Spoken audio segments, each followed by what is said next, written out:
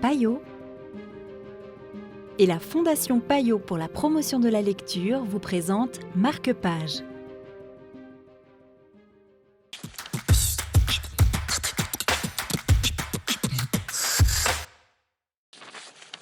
Bonjour et bienvenue dans Marque-Page. Aujourd'hui, nous vous présentons Le peintre et le pirate de Kostas Hadziariris aux éditions Cambourakis. Une proposition d'Océane Bouchot de Payot Libraire ici à Genève. Alors, le livre Le peintre et le pirate fait vraiment partie de ces romans assez inclassables parce qu'on va déjà commencer avec donc vraiment une histoire de pirate, réellement. On est sur un bateau pirate en pleine Méditerranée, on en déduit. Et en fait, c'est donc l'histoire de l'ancêtre de l'écrivain qui est très certainement inventé, mais c'est vraiment raconté de manière presque historique. Et il se trouvait être un terrible pirate qui a engagé un peintre un petit peu enrôlé de force. Et c'est vraiment l'histoire de ces deux personnages-là, ainsi que de tout l'équipage qui, grâce au peintre, va en fait avoir une sorte d'éveil spirituel assez fou et va se transformer en une espèce de monastère sur l'eau avec justement toutes les traditions pirates qui vont se mêler à une foi dévorante.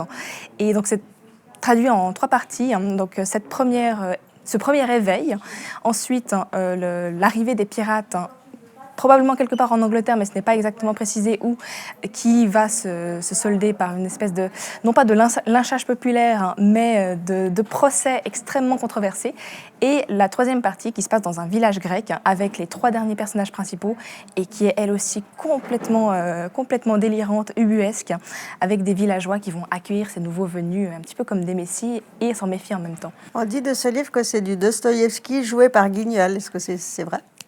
Oui et non, je n'ai pas forcément retrouvé Dostoïevski, par contre Guignol, oui, clairement. En fait, c'est une critique sociale en filigrane et c'est vraiment joué sur une scène qui emprunte à Guignol, clairement, tout le côté burlesque. D'accord, merci beaucoup. Avec plaisir. À présent, le second entonne le Dominus Deus sur l'air d'une chanson d'abordage. L'équipage frissonne. Tous se relèvent et leur chanson résonne de plus en plus fort, comme les premiers grondements d'un orage, tandis que la frégate fend l'eau à toute allure. C'était Le peintre et le pirate pour Marque-Page. Quant à moi, je vous dis à tout bientôt pour de nouvelles propositions littéraires.